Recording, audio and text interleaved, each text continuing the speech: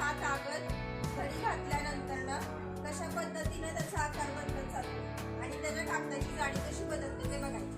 आता हा कागद बघा, त्याला आपण घडी घातलेली नाही, त्याला आपण पहिल्यांदा अशा पद्धतीने घडी घालून घेऊया.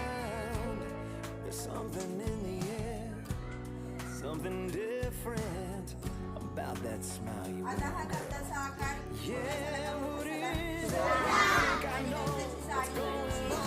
behind them brown eyes. That little something, girl, that takes me by surprise. Baby, I ain't never seen the side of you before. I think I like it. I'd like to see you hold on more, dangling your toes over the edge.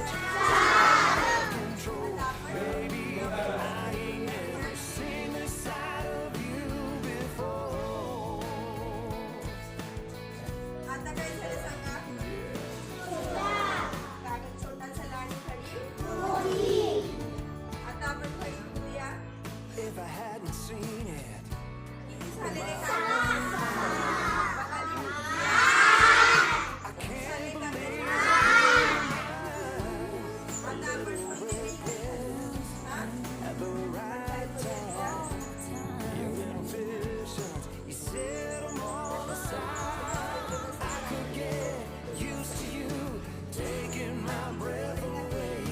As long as you got more secrets coming my way. Baby, I ain't never seen this side of you before. आणि घडल्यानंतर काय होतंय ते पाहूया. Like to see you more, dangling your toes या क्रियेला काय म्हणतोय आपण?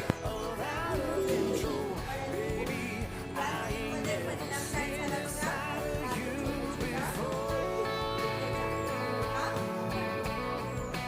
कागद आहेत दोघींच्याकडं,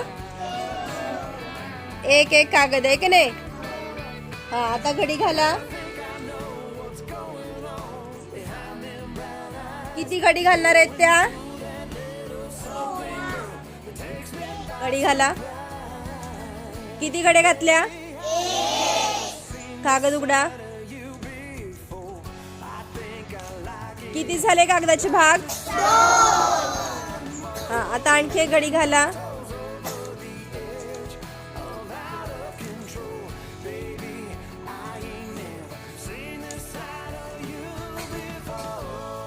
उघडा कागद.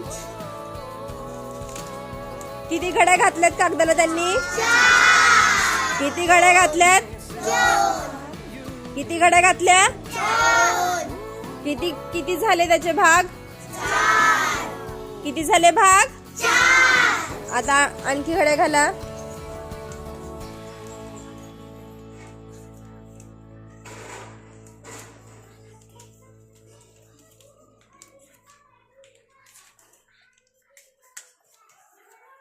किती घड्या घातल्या? आता उघडा.